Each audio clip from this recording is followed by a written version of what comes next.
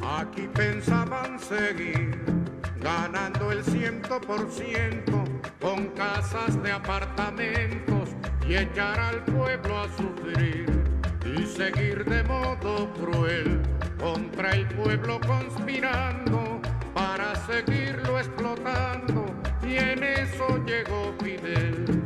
Y se acabó la diversión, llegó el comandante y mandó a parar. Y se acabó la diversión, llegó el comandante y mandó a parar.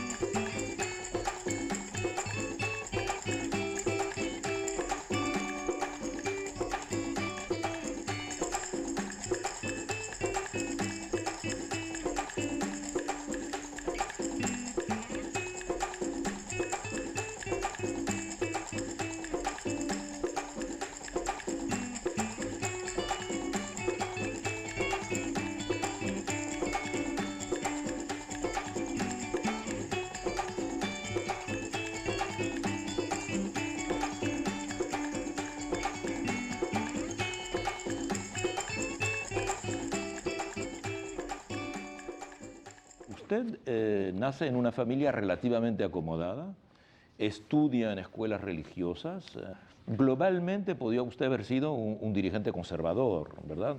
Perfectamente. En definitiva, porque con ese tipo de el hombre no es formación. dueño de su destino. Entonces, Y se lo he meditado también, a veces he explicado los factores que influyeron.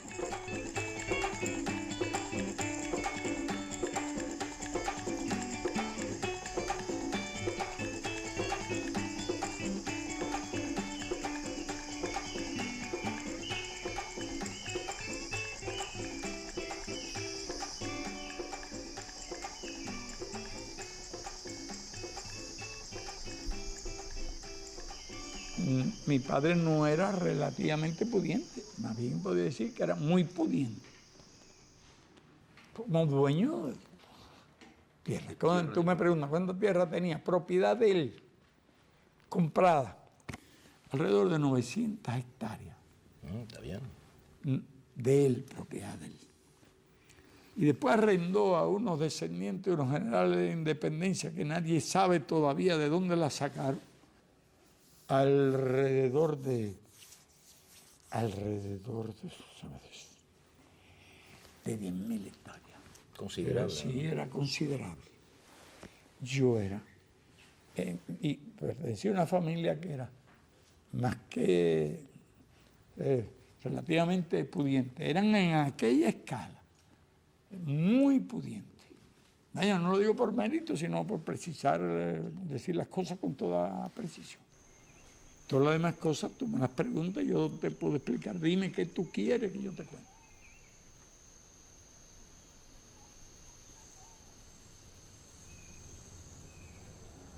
¿Qué otra cosa influyó mucho? Un privilegio y una suerte. Yo era hijo de terrateniente, no era nieto de terrateniente. Si hubiera sido nieto, habría nacido ya en un reparto aristocrático y toda mi amigo y toda mi cultura habría sido. Y cierto sentido de ser superior y todo eso. Lo que influye es que todos los compañeros con los cuales yo juego, voy para arriba, para abajo, por todas partes, son la gente más pobre. Eran hijos de obreros agrícolas. Y mi propia familia por parte de madre, y algunos primos de mi padre ya eran pobres, porque algunos, la familia de mi padre ya era muy pobre.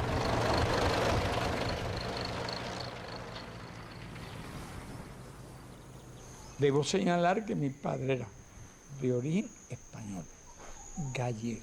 ¿Usted, por ejemplo, recuerda si su papá estaba preocupado por la guerra de España o hablaba de la guerra de España? Allí había dos fracciones. Entre un grupo de 12 o 14 españoles. Españoles que se reunían con su papá, que venían a su casa. Trabajaban con él. Que trabajaban con él. Los otros eran obreros. Fantástico. ¿Y su papá era de un lado o de otro? ¿Usted no recuerda? Mi padre estaba contra la República.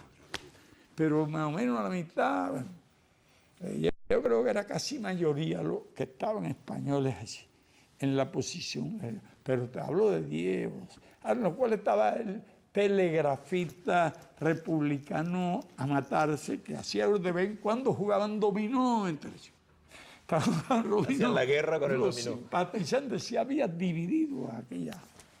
Pero por eso yo me acuerdo de la Guerra Civil Española. Como si todos los principales combates. La toma de Málaga, sí, Sevilla. Madrid sitiado, la paliza que le dieron a los soldados de Mussolini en Guadalajara. Y además, bueno, cuando avanzaban aquellos y cuando los republicanos avanzan y toman Teruel, y cuando viene la contraofensiva y Mola y toda aquella gente.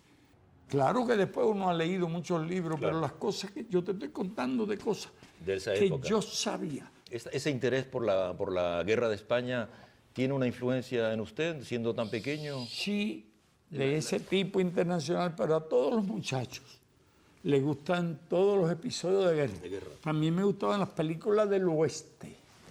Y además las tomaba en serio.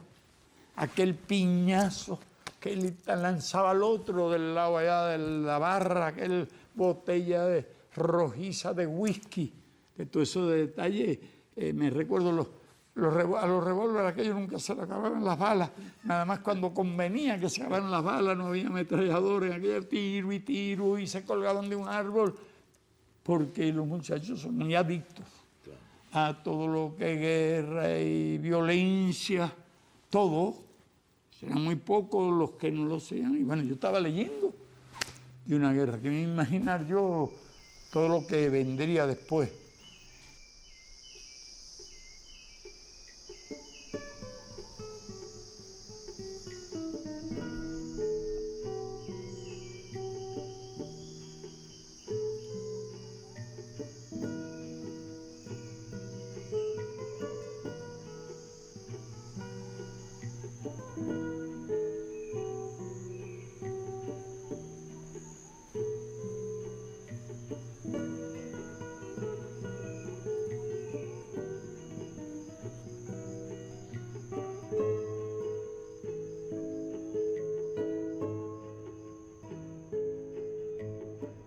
Cuando yo pude empezar a conocer cosas, en mi mente estaba la mejor escuela, la infancia que viví y el lugar en que viví.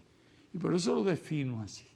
Vivo allí, los barracones de los haitianos, yo estaba de acá rato, hasta me regañaban porque me iba a comer maíz tostado allí. Gente muy modesta, muy humilde. Toda esa gente eran los compañeros, los amigos, yo no adquiero una cultura burguesa. Porque bueno, hay historias largas, yo te van a interesar mucho. Sí, me interesa. De algunas cosas. Cuando llegue la hora, si quieres, te cuento. Pero te añado esto, de elementos que a mi juicio, porque me han tenido que hacer la misma pregunta, ¿qué me hizo revolucionario? ¿Qué factores influyeron en mi vida a pesar de todo aquello? Y a pesar de que los muchachos son un egoísta. Y que los muchachos son vanidosos también, que un poco de conciencia tienen de su posición social.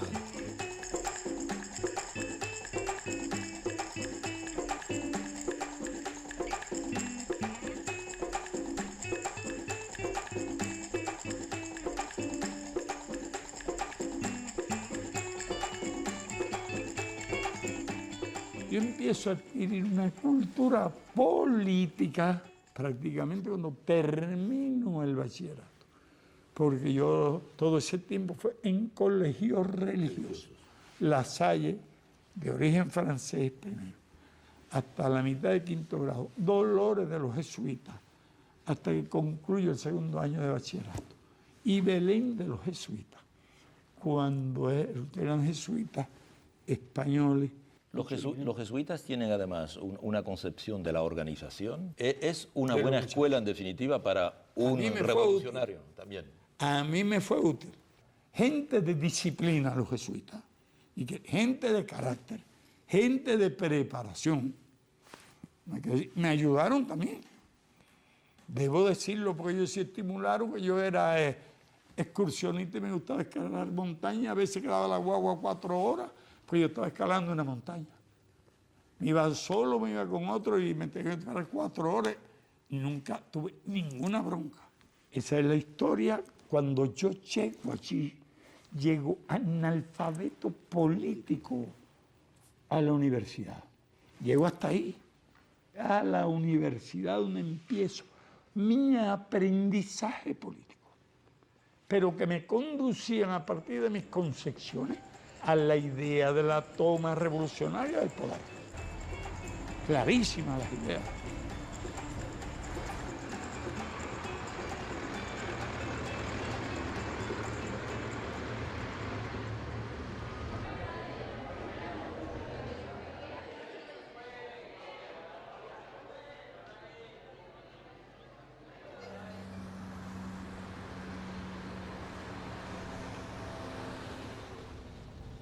Lo que había mucha gente estaba contra el robo, la malversación, el desempleo, la explotación, pero quería que eso se debía a los malos políticos.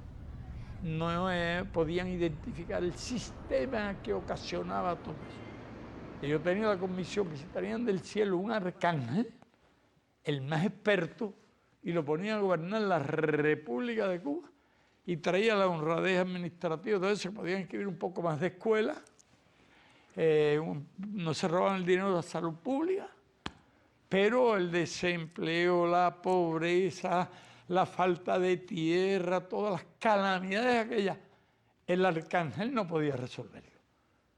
Porque si tuvo aquellos latifundios, aquellos enormes latifundios, aquel sistema de producción no admitía ponerle fin a nada de aquello. Ya todo lo demás que hubiera honradez, pero en realidad no servía a mi convicción, que el sistema había que cambiarlo. Nosotros habíamos hecho un pequeño ejército. En unos meses habíamos reclutado 1.200 hombres. ¿Y cuando decidimos atacar el Moncada? Cuando nos convencimos que nadie lo haría, ni habría lucha contra Batista. Y que un montón de grupos que habían no estaban preparados ni organizados y había mucha gente que militaba en distintos grupos. No fue la ambición. Teníamos la idea de marcharnos hacia las montañas con todas las armas ocupadas en el cuartel, si no colapsaba el régimen. Porque los factores también del azar que influyeron en que un plan que fue realmente meritorio en cuanto a concepción, organización, secreto y todo falla prácticamente.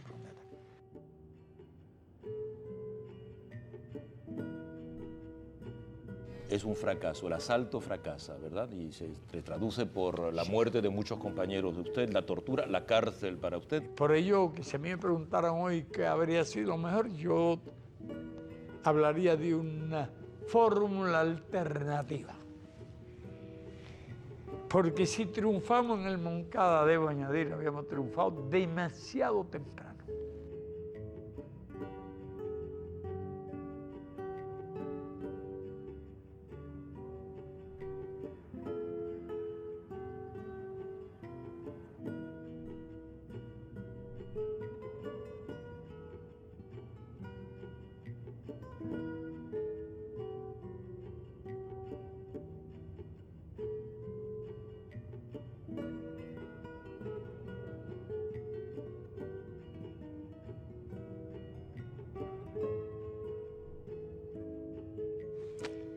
Era la época de Stalin y Stalin no era Khrushchev. Nosotros ni pensábamos en URSS ni nada de eso, eso vino después. Nosotros lo que queríamos que la soberanía existía, que era un derecho real y respetado después de una guerra que costó 50 millones de muertos. Bueno, sí, queríamos eso. Y queríamos que se respetaría nuestro derecho. Era una revolución que no era todavía socialista, pero era la antesala de una revolución socialista. pretenderlo hay que leer la defensa. El folleto conocido por la historia me absolverá, y están los elementos de la antesala de un régimen socialista que no tenían que venir después, inmediato, ni mucho menos. Pero ya eran nuestras ideas.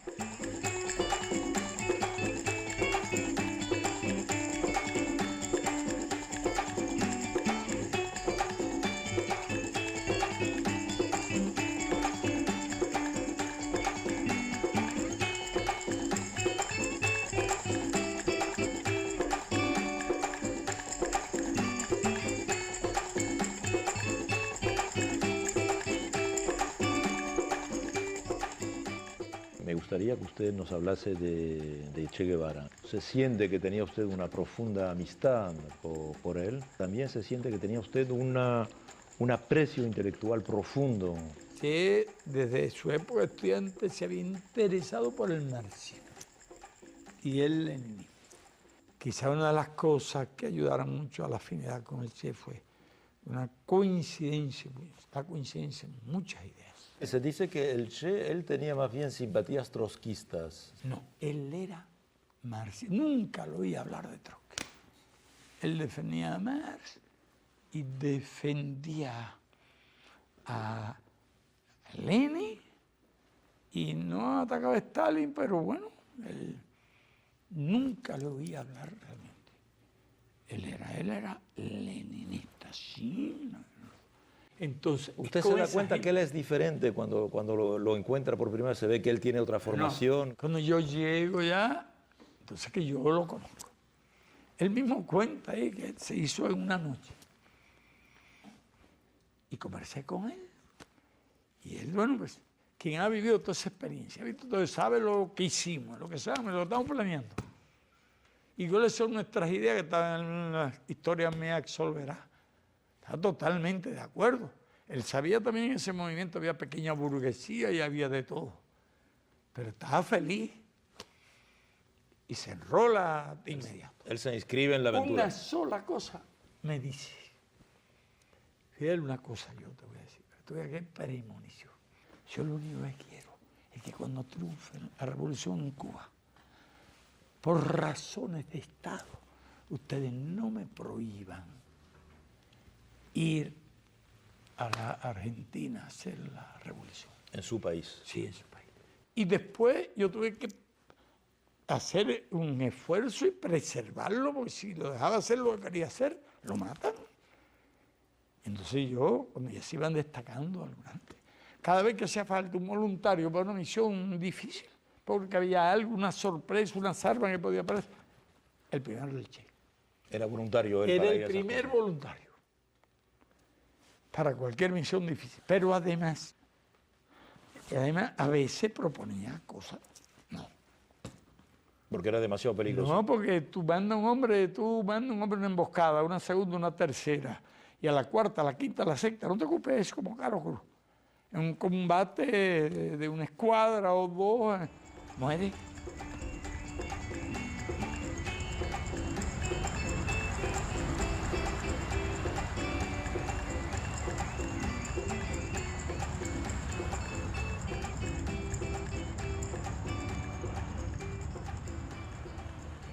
Comandante, cuando se termina la guerra, con el triunfo de la revolución, Che se queda y participa con usted a la construcción del Estado Nuevo. Él había tenido iniciativa de cosas de industrias y cosas en la sierra. Y entonces el INRA se convierte en una institución muy poderosa. Ya el INRA interviene no solo tierra, tiene una serie de industrias, y crea un departamento de industria y de industrialización. Y llamó al Che para que se haga cargo del departamento de industria. Aunque seguía siendo, bueno, figura, y cuando había cualquier cosa estaba él de jefe militar, jefe político. Cuando Girón, Che, Papinal de Río, yo en La Habana y Almeida y Raúl en Oriente. Crisis de octubre, bueno, Girón, crisis de octubre, cada uno tenía su lugar. Después viene una segunda etapa, en que el Banco Nacional no tenía fondo y hacía falta un jefe del Banco Nacional y por la confianza en el talento, en la disciplina, en la capacidad del Che, director del Banco Nacional. De ahí han surgido chistes en que llamé al Che, yo había pedido un como economista y habían llevado al Che porque el Che era un comunista. Y se habían equivocado, yo pedí un economista y me mandaron al Che, que era un comunista, y el Che era el hombre que tenía que estar allí. No le quepa la menor duda. Cualquier tarea que le daba, se entregaba por entero. Así que los primeros 6 o 7 años, él se marchó en el 67. Él ha estado, él ha recorrido el mundo, él estuvo en la reunión por allá con Choenlai, se reunió con Mao, con Nehru, porque él tenía mucha vocación internacionalista y mucho interés por todos esos problemas. ¿Le cuenta a usted, le dice cuál es su proyecto con respecto a Bolivia y Argentina? ¿Usted comparte con él? Bueno, ya para la época aquella, el método de la lucha armada estaba aprobado. Si en Nicaragua triunfa, 11 años después de lo del Che en Bolivia. Es decir, que las condiciones objetivas en el resto de América Latina eran superiores a las de Cuba. Y pienso que lo que hizo el Che fue absolutamente correcto. No hay la menor discrepancia. Se ha discutido mucho sobre la región en la que Che instala la guerrilla. ¿Usted qué piensa? Bueno, él conocía aquello. Él había empezado organizándola. Él conocía bien a Boliviano, todo el carácter, y me lo dijo que yo hablé mucho con él. Pero llegó el momento en que él ya está preocupándose por cumplir su misión. Él sabe lo que es la vida guerrillera, él sabe que uno necesita una resistencia física, una edad, y aunque él se proponía, sobreponía las limitaciones del alma, él tiene una voluntad de acero. El Che, un jefe estratégico, debe ir para allá cuando ya esté desarrollada una fuerza. Y él está impaciente. Entonces, pero allí no estaban preparadas las condiciones.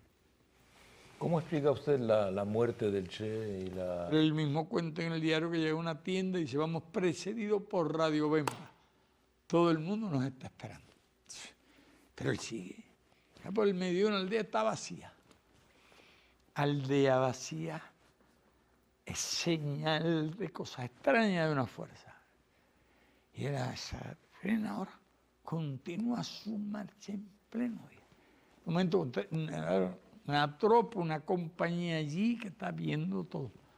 Y es cuando cae allí en una zona sumamente difícil, donde combate y resiste hasta el momento que una bala le liquida el fusil. Le traba, Che, no era hombre que pudiera caer prisionero. ¿Usted piensa que él se hubiese, por ejemplo, inmolado? Pero es que él no tiene alternativa. Le está combatiendo lo que tiene que hacer. Cuando nos dimos que llega la noticia de la muerte, comprobada también nosotros.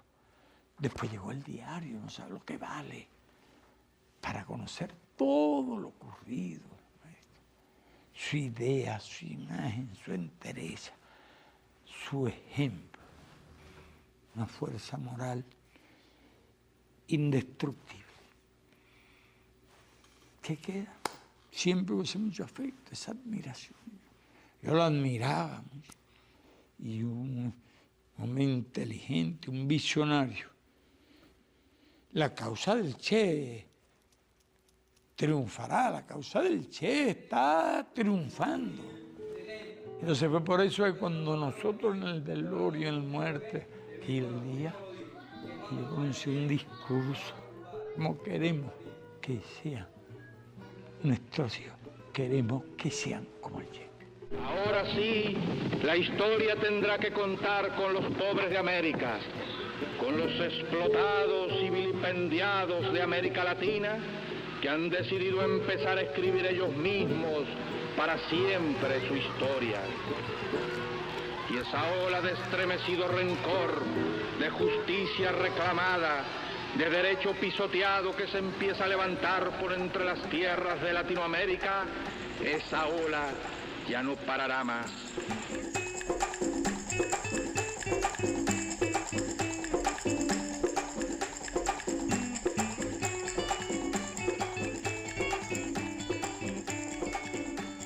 Uno de los reproches que se le hace a la revolución, sobre todo en los primeros años después de la victoria, es que se dice que hubo un comportamiento agresivo, un comportamiento represivo contra los homosexuales. Te debo explicar de dónde nace eso. En la defensa del país, para defender el país, en un momento dado, fue tal el volumen de la fuerza que necesitaban, cientos de miles de hombres. Pero tú que nuestro adversario era nada más y nada menos que Estados Unidos. Eso ya afortunadamente se había hecho la campaña contra el analfabetismo. Se continuaron los planes de seguimiento. Había escuelas en todas partes. Y en un momento del 62 había 42.000 soldados soviéticos. Cuando ellos tenían 42.000 soldados soviéticos, nosotros teníamos 300.000 hombres sobre las armas. Y en aquellos tiempos, mujeres, ni pensar en que fuera. Hizo una unidad de mujeres en la sierra. Demostramos que las mujeres podían ser tan buenos soldados como los hombres, para citarte un ejemplo. Eso me costó luchar contra el machismo. Y al triunfo de la revolución, esta etapa de que te estamos hablando, era el elemento machismo que estaba muy presente. Y ideas generalizadas prácticamente relacionadas con la presencia de los homosexuales en las unidades militares. Era un aspecto del machismo, era ¿no? una cultura que pasaba igual que con las mujeres, porque un machismo fue heredado. Y lo sabemos muy bien cómo se heredó todo eso y fue cultivado en la sociedad capitalista. Es una herencia que nosotros éramos bastante ignorantes.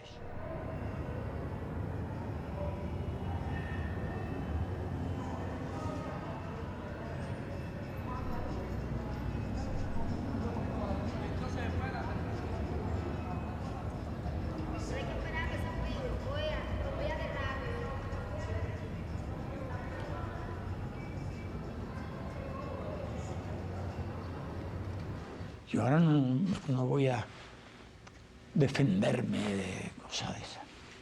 La parte de responsabilidad que me corresponda, la asumo. Ahora, no tenía, ciertamente, comprendía, yo tenía otros conceptos con relación a ese problema. Con el transcurso de los años, una población mucho más culta, más preparada,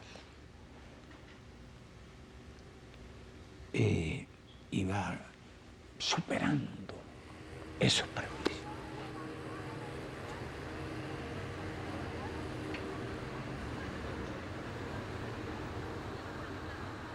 ¿Discriminación con los negros también había, comandante, en el seno de la revolución? Subjetiva. ¿Subjetiva? No. Era una de las primeras medidas de la revolución. Se acabaron los clubes, escuelas, entonces que no admitieran negros. Aquí hasta hoteles, había hoteles que no admitían. No, lugares de todo. Escuelas en las que yo estudié. Había 1000 alumnos.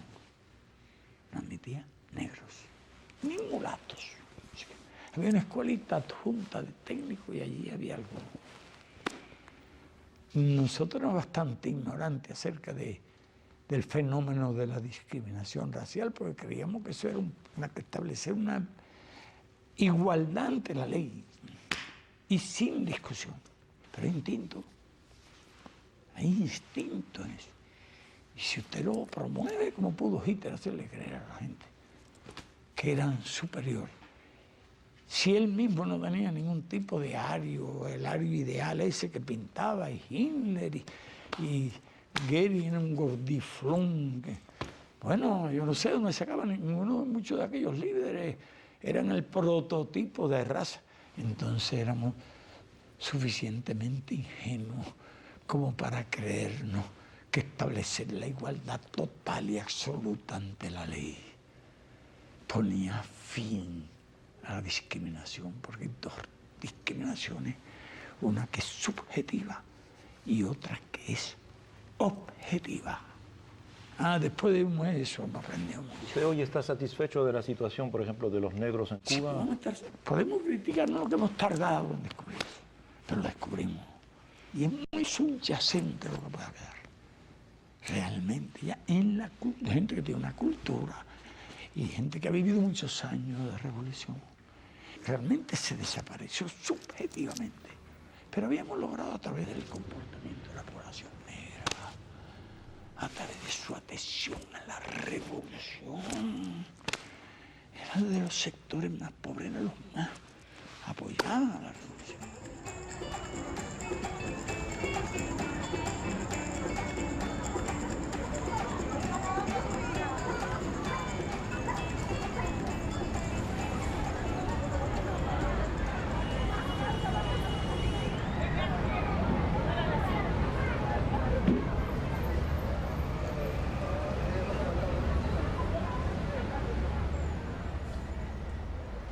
Pero también no te creas que fue fácil nosotros. En un principio la bronca que se suscitara un conflicto entre revolución y algunas fuerzas religiosas condujo al partido al extremismo de no admitir creyentes dentro del partido. Y Estados Unidos se sabe que trató de utilizar también y de crear oposición religiosa, presentar la imagen de una revolución contra la religión. Es una revolución radical profunda, esta yo la califico así, y lo puedo justificar y demostrar, donde no hubo un solo sacerdote fusilado. Hubo algunos sancionados a prisión, pero no estuvieron mucho tiempo. Y no creo que costó poco trabajo. Y años yo defendiendo el criterio de que habría que abrir las puertas a la religioso. Yo me convierto en vaya programador de que el cambio revolucionario del mundo necesitaba la unión de marxistas y cristianos. Sostuve esas ideas, cada vez las sostengo más.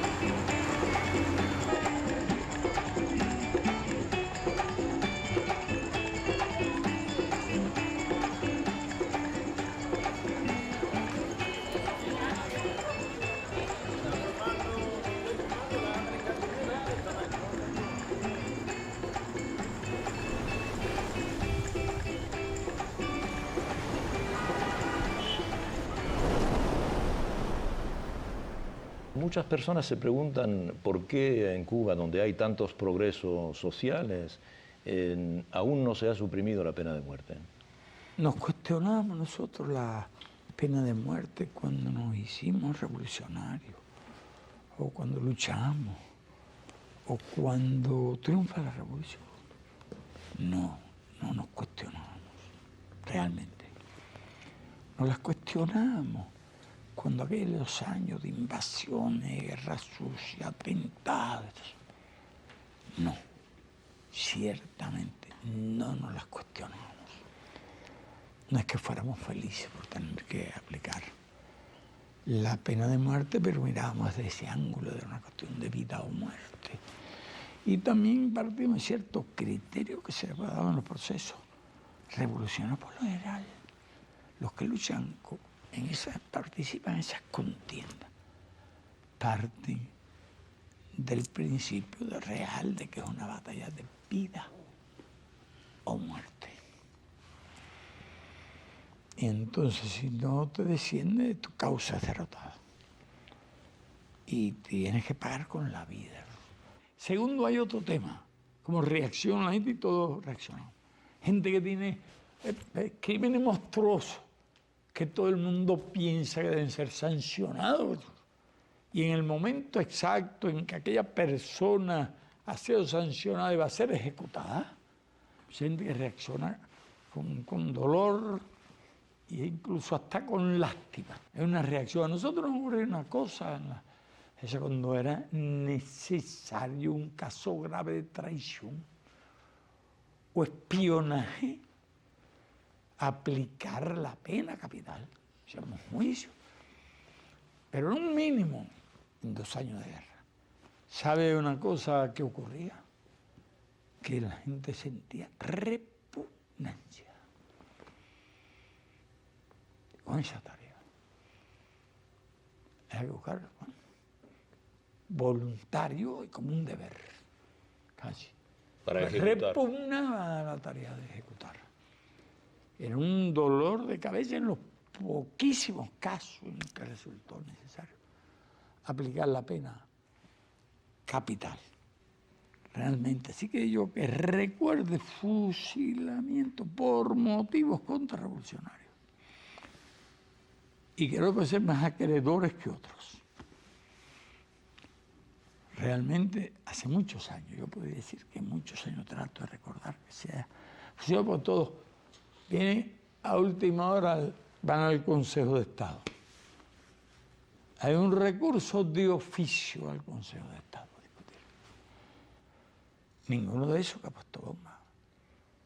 Están sancionados y algunos también están sancionados, pero no han sido ejecutados. ¿Han sido Eso, condenados a la pena de muerte? Han sido condenados a la pena de muerte. Pero no han sido ejecutados. No han sido ejecutados. Pero también fue quedando para los delitos más horrendos.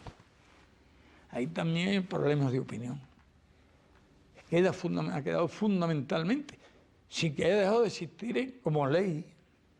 Esto no implica una renuncia, porque usted no sabe qué cosa bárbara puede hacerse. Este país, si le vuelan un avión, gente arriba, no aceptaría una amnistía presente, ni un indulto. De la ley no lo hemos sacado. De facto no se ha utilizado, pero no se renuncia. No creo que estemos viviendo en un mundo. Bueno, los europeos no están bloqueados, ni le están poniendo bombas todos los días. Yo no sé lo que hicieron cuando tenían algunos grupos como las Brigadas Rojas, que he oído algunas historias de hechos que ocurrieron. Algunos de los miembros de las Brigadas Rojas. También he oído de hablar de algunas personas ejecutadas en el exterior, como en el caso, por ejemplo, de los vascos.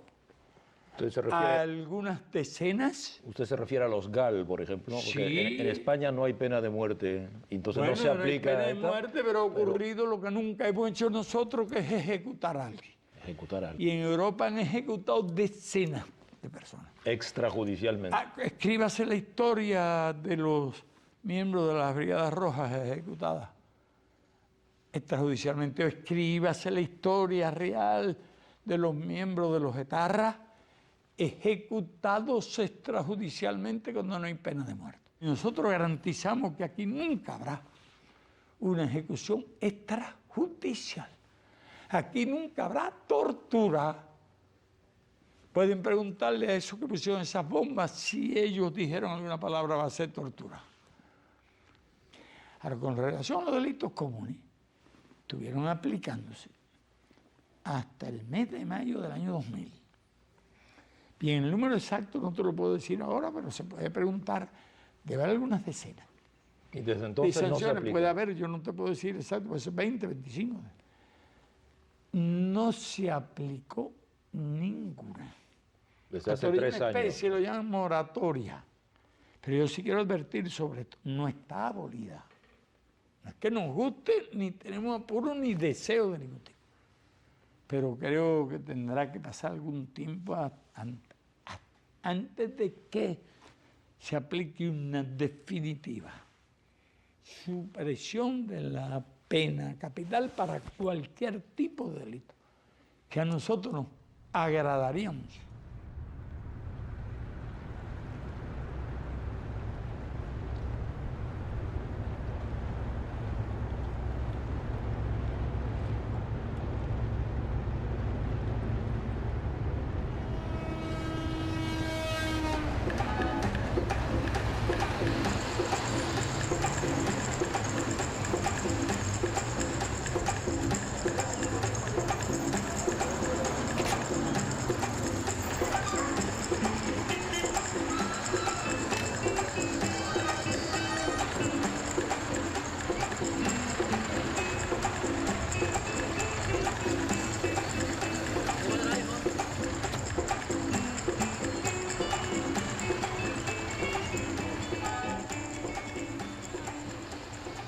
La Comisión Cubana de Derechos Humanos ha publicado un documento en enero de este año en el que dice que aún hay 223 disidentes en las cárceles de Cuba.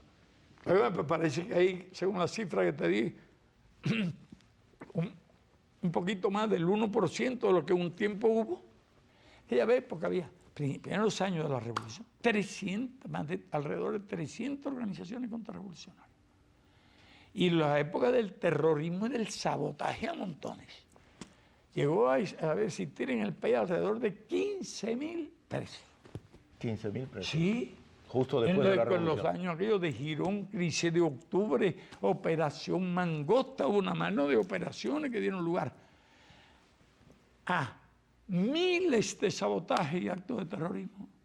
Montones de vidas, bandas armadas, guerra sucia, que nos costaron más vida que la propia guerra de que te hablé. Óigame, bueno, pues en ese tiempo hubo todas esas cantidades, no te digo. De presos ahora dicen que hay 203, casi hay que levantarle un monumento a la revolución. Nosotros pudiéramos sacar la cuenta de los miles que pusimos en libertad si hubiésemos juzgado a todos los que en contubernio, en complicidad con la Oficina de Interés y pagado por Estados Unidos, se han dedicado al oficio de disidentes. Si lo hubiéramos sancionado a todos los que han violado leyes, no serían esos 200. Eso viene a ser más bien una prueba de la generosidad de la revolución. Y entonces mi respuesta que yo te doy, de haber 200, puede ser 250, 300, lo que te digo, es que ninguno está preso si no ha violado una ley. Quiero decirte lo siguiente, que nuestras leyes sancionan las campañas que se hacen calumniosas contra el Estado, que fortalecen los argumentos, que justifican el bloqueo, aunque digan que están contra el bloqueo, justifican toda la filosofía de la guerra, de la agresividad contra Cuba, el bloqueo económico, la guerra económica contra nuestro país. Un artículo calumnioso está sancionado. Usted no puede ponerse al servicio de una potencia enemiga en ninguna parte del mundo y trabajar a las órdenes de un gobierno extranjero en ninguna parte del mundo. No importa que usted lo disfrace de una cosa u otra, un montón de pruebas. Todos esos llamados disidentes son una realidad virtual. Eso no existe. Es un número tan insignificante y además dirigidos por la Oficina de Intereses de Estados Unidos. Todo eso se magnifica. Ahora, esta es una revolución que se defiende y se ha defendido, y si no se defiende no estaría aquí. Y no está porque tengamos armas nucleares, ni que porque seamos ricos. Hemos resistido un bloqueo de 44 años, la hostilidad, la agresión, la guerra económica, y encima de eso un periodo especial, bien duro. Ningún país se hubiera resistido a eso sin el apoyo del pueblo, sin el consenso del pueblo, sin una conciencia política. Es lo que yo puedo decir a los que los anuncian, a los que hablan de violaciones de los derechos humanos, y de todo eso, y de los presos, estos que nosotros llamamos contrarrevolucionarios, y ellos llaman disidentes presos.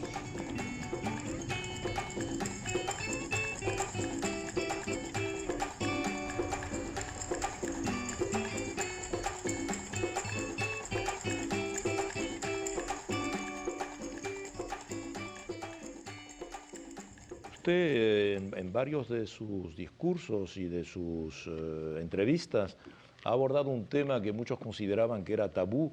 ¿Cómo usted ve el porvenir de Cuba sin Fidel Castro?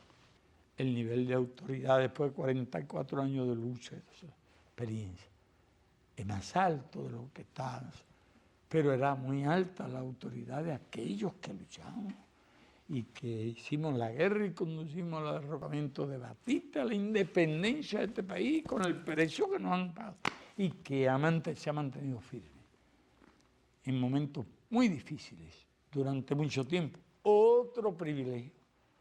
Influencia del azar, usted puede venir condenado a morir por factores naturales temprano o morir por planes de eliminarlo y no ha ocurrido ninguna de esas cosas. No es un gran mérito haber acumulado la experiencia que hemos acumulado. Si puede haber algún mérito en el hecho que hemos sido constantes en la lealtad a las ideas y a los principios. Y en aquellos días, claro que yo me daba cuenta de lo que podía significar el atentado y entonces yo planteé. Y a Raúl lo veía más radical que a mí. Bueno, yo no creo que fuera más radical que yo. Yo admito tan radical como yo. Él es el segundo secretario del partido y primer vicepresidente del Consejo de Estado. Del Consejo de Estado. Usted le da moral y usted le da... Si me pasa algo mañana, con toda seguridad que se reúne la Asamblea Nacional y lo eligen a él, no le quepa la menor duda. Se reúne el Europolítico y lo que hace. Pero ya él me va alcanzando. Van llegando. Ya el problema es más bien generacional, porque ya son unas generaciones que van a sustituir a otras. Y tengo confianza, y lo he dicho siempre, porque creo en las ideas. Y creo en la conciencia, creo en los conocimientos, creo en la cultura y especialmente en la cultura política. Tengo una fe ciega en eso. El relevo se puede pasar sin problema ya. De inmediato no habría ningún tipo de problema, pero el otro tampoco. Esta batalla de ideas es lo que nosotros estamos haciendo. Hay cosas nuevas, pero muy nuevas. Hay cosas las podría calificar sin preocupación alguna de extraordinarias. Hemos aprendido mucho, pero sobre todo había venido a culminar y ha sido un privilegio en los últimos años. Y estudiar las tesis, las ideas fundamentales del sistema capitalista de producción y preguntarnos incluso qué quedaba de aquel sistema. Si quedaba algo, si había libre competencia en el mundo, si existía la libre empresa y todas esas verdades que se consideran, como dogmas divinos. Pero yo pienso algo más. Mira, si América Latina fuese devorada por el imperio, si nos tragara como la ballena aquella se tragó al profeta Jonás, no puede digerirla. Tendría que expulsarla un día. Nacería otra vez en nuestro imperio. Pero no creo que sea fácil de tragar. No se puede gobernar el mundo de 6.400 y este hemisferio. Somos un haz de pueblo que hablamos el mismo idioma, tenemos casi la misma cultura, la misma religión, la misma idiosincrasia, la misma mezcla. Ustedes ya están reuniéndose los finlandeses, los húngaros y gente que hablan unos idiomas imposibles, los alemanes, italianos y todo lo demás. Un continente que se pasó 4 siglos guerreando, 5 siglos. Bien se le puede felicitar a pesar de mis criterios críticos, bien se le puede felicitar por el nivel de unidad que han alcanzado. Es un mundo nuevo todo lo que surge. Nosotros nos hemos adaptado a ese mundo, nos estamos adaptando, vamos descubriendo cosas, hemos desarrollado sentimientos, solidaridad, conciencia revolucionaria, valores que tienen un poder inmenso. Y entonces yo puedo decir, y no deja de ser una cosa por lo menos digna de curiosidad, que cuando enormes potencias, cuando tantas cosas se destruyeron, este país bloqueado y todavía sin haber salido del país, comparte, ayuda, forma por miles profesionales universitarios. Viviremos del capital humano. Con ese capital humano podemos ayudar a muchos. Con nuestra experiencia podemos ayudar a muchos. Y con esa experiencia podemos ayudarnos a nosotros mismos. Vivimos la mejor época de nuestra historia y de más esperanza de todo. Y tú lo ves ya en todas partes. A este país, fíjate lo que te voy a decir. Vendrán más personas a ver el desarrollo social de este país, las cosas sociales de este país, que a las playas de Cuba. Es cierto, es correcto, y yo estaría dispuesto a aceptar la crítica de que cometimos algunos errores de idealismo. Quizás quisimos ir demasiado rápido, quizás subestimamos fuerzas de los hábitos, pero ningún país se ha enfrentado ni a un adversario tan poderoso, tan rico, a su maquinaria de publicidad, a su bloqueo, a una desintegración del punto de apoyo. Nos quedamos solos y no vacilamos y nos acompañó la mayor parte del pueblo. No te digo que todo, algunos se desalientan, no todo tiene, pero nosotros hemos sido testigos de las cosas que he hecho como resistencia, cómo avanza. Yo tengo esperanza también que muchas de las cosas que estamos haciendo sean experiencias que se multipliquen. No aspiramos a la paternidad ni a la patente, al contrario, nos sentimos orgullosos cuando eso alguien hace alguna cosa que puede hacer usted. Muchas gracias, comandante. Muchas gracias. He trabajado muchas horas y yo lo he hecho.